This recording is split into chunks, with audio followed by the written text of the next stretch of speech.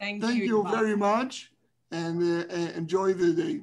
Thank you very, very much, Yuval. While you were speaking, I was able to look in the chat, and it's amazing to see again the communication, the countries, the people, and it's a great platform to hear such an innovative project that I believe will really help change Israel and hopefully the world. Our next speaker, Jeanne Wild. Again, everybody, hands up for Jeanne from Australia. It's after 1 a.m. her time. She didn't want to do it recorded. She wanted to be with us, and we really, really appreciate it. So Jeanne is the founder, owner, and CEO of Accessibility Oz, Australia. And she's going to talk about the Oz Player, the world's first accessible video player. And I must say, Jeanne, we were introduced to you by Ricardo Garcia, the amazing Ricardo, who spoke so highly of you and your products. So please, we're looking forward to hearing from you. Jeanne. Excellent. Thank you, Mikhail. Thank you, everyone, for having me. I'm going to stop my video and share my screen. So can everyone see the screen? Mikhail, can you see the screen? No, you have. Yes. Oh. No, hold on. Sorry, just having a moment. What about now? Perfect. Excellent. Thank you. Thank you for bearing with me. As Mikhail says, it is over 1 a.m. and I am a little bit tired, but I'll make it through. It's only a 15-minute presentation, and thank you all for being here. You know, accessibility is, I believe, a very important thing, but there are some, you know, crazy things happening in the world. So thanks for all of you to being here and listening to me and listening to the other great speakers that we have. So today I want to talk about AusPlayer.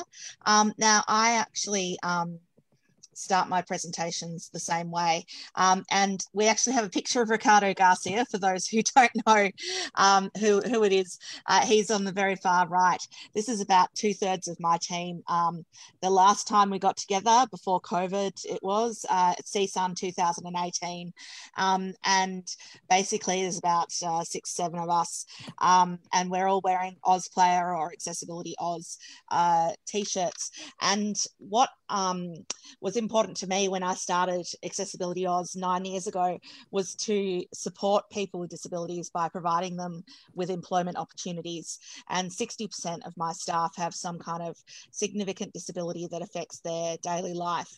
And yet you wouldn't know that looking at us. And we've had people with dyslexia, moderate vision impairment, epilepsy, migraines, severe vision impairment, physical impairment, PTSD, Crohn's disease, multiple sclerosis and cerebral palsy. And the one thing to take from this is that it's not just about vision impairments. A lot of people think accessibility is just about vision impairments. That's really not the case. And we definitely see this in video as well. So I just wanted to start with that and talk just a little bit about video. So now these stats are about a year old because the stats for the year 2020 haven't come out yet, but 87% of businesses use video as a marketing tool. 96% of people say they have watched an explainer video about a product or service. The average user spends 88% more time on a website with a video than on a website without a video. 85% of Facebook videos are watched without sound. YouTube plays over 1 billion hours of video each day. Just to clarify, that's 1 billion with a B. 75% of all videos that are played over the web are played on mobile devices. Facebook has over 8 billion video views per day, and a website is 53 times more likely to be on the front page of Google if it has video. So video is a really important thing that we all should take into account when we're talking about accessibility. Now, there are basically some issues around common inaccessibility issues for video, things like inadequate keyboard access, insufficient control and operation. You know, they say turning off sound, you know, turning on and off captions, etc. Incorrect implementation of some of those features. And then you've got inaccessible content in the video as well.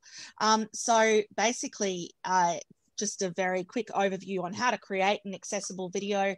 There are 7 steps, and I've written an article. There's a couple of webinars on our site about this, but basically you need accessible content in the video. You need to have an accessible video player.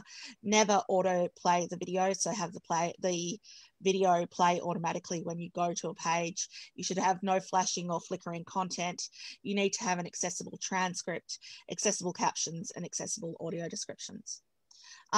So in terms of our kind of development of AusPlayer, it started really in around about the time that I started Accessibility Aus.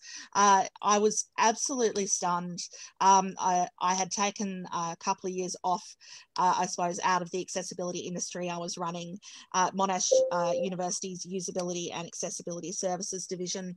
I started Accessibility Aus, and I thought, oh, excellent, you know, the world's going to be so much more accessible than, you know, when I first focused fully on accessibility in 2005.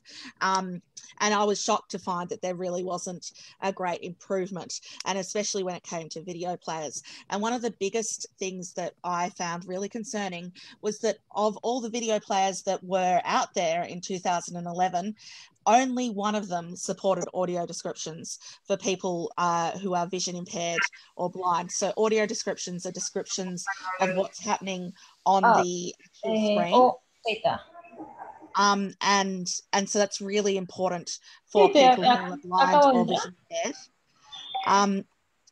Sorry, Miriam, would you be able to mute yourself? Mariam? Thanks.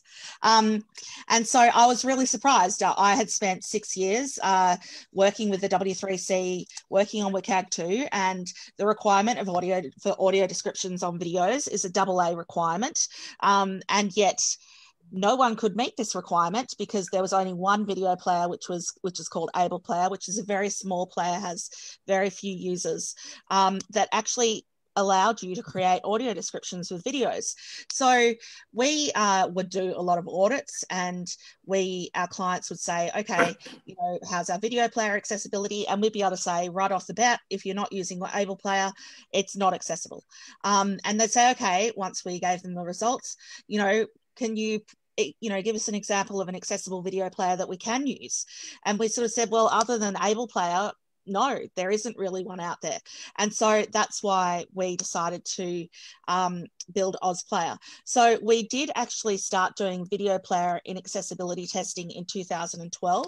And this was kind of my attempt to try and convince the powers that be, you know, the YouTubes and the Vimeos out there, to kind of pull their socks up and provide this kind of accessibility, like audio descriptions, color contrast in their buttons and stuff like that. So I actually created a list of the most common video players, and I tested them all for major accessibility support, and I actually published those results, and I do that every single year.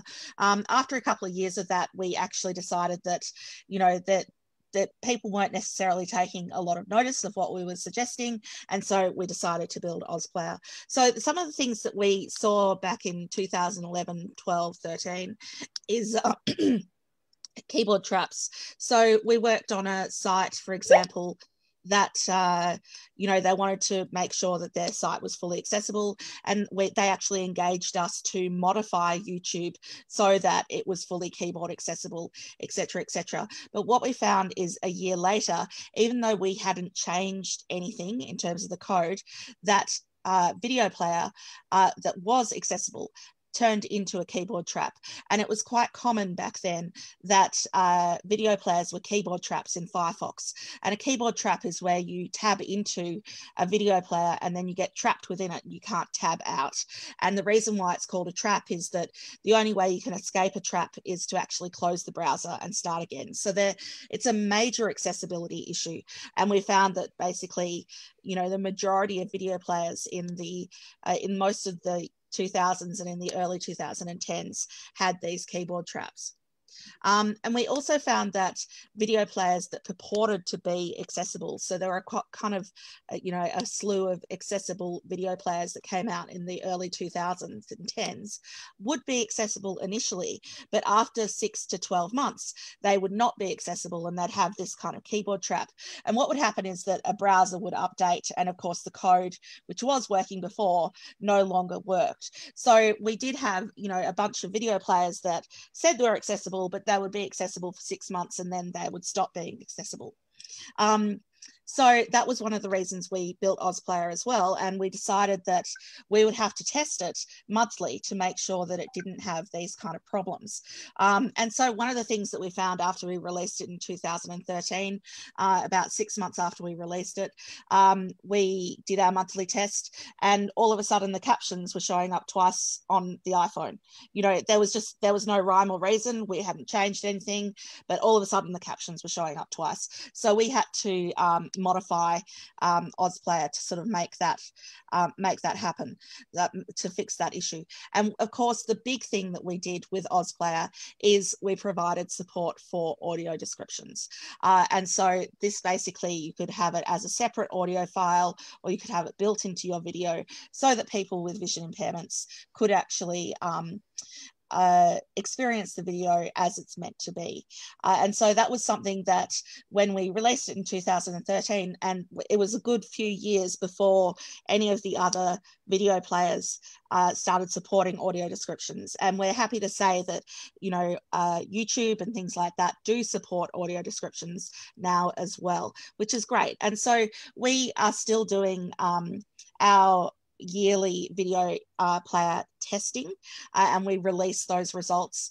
And we have found in every year that we've done it, AblePlayer and AusPlayer have come up on top, close to the 90% or higher, and all the others tend to be 50-60%. And what we also find is that each year different video players, you know, get worse and get better. So we found that YouTube was pretty good for a while there, and then it went really downhill, and then it picked up. So we found that we couldn't even say over a series of years that there was a certain video player that, you know, you could sustainably use and know that it was accessible over a period of time. So we have been building more things for AusPlayer.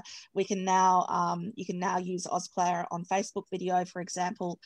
You could always use AusPlayer as kind of a skin on your website to play, say, a YouTube video or a Vimeo video.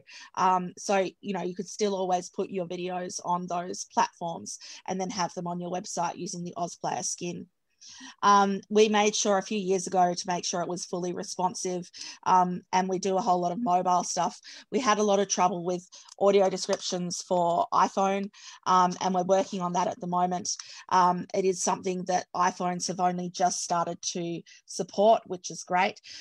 So it's kind of a work in progress, but what we really focused on was making sure that it supported audio descriptions, that all the buttons met color contrast requirements. You'd be amazed at how many buttons on video players don't meet color contrast requirements, and that's a major problem. If you can't see it because you know have some kind of color blindness, you're not going to be able to use it. We also found a lot of video players use color alone to convey information. So for example, if the captions are on, then the captions are blue, the CC button is blue. If the captions are off, then the CC button is gray. And so that's using color to convey information as to whether something's on or off. And we made sure that we sort of use a strike through to convey that information. We also did things. Closing statement, please. Oh yes. So I the other thing we did is we had a skip link at the beginning. So it'll always allow people to skip over the video. There are resources, articles and interviews. There's a whole bunch of articles on our website and stuff on video player accessibility and video accessibility. And I just want to finish by saying this is what one of our, we test video players with screen reader users, vision impaired people with screen reader users. And one of them said, to enjoy online video materials, you need to have 3 browsers, 3 screen readers, and a smartphone with accessibility features and extreme patience, and still satisfaction is not guaranteed. Because we found that one video player might work on Android, but another one will work on iPhone, etc., etc. So video player accessibility definitely has a long way to go. And so AusPlayer is how we tried to provide that. And I just want to say, if you're interested in using it, it's free for not-for-profits that have an annual revenue under $1 million. It's half price for any government or not-for-profit that doesn't fit into that category. And then we charge on the kind of popularity of your website. It's also free for personal websites, or if you just want to try it and see what it's like. So there's more information on our website. But thank you very much for having me. And yeah, and I'll endeavour to answer questions through the chat. Perfect. And you will register to the global network, to the global website. That way, anybody who wants to contact you directly will be able to. Thank you very, very much. And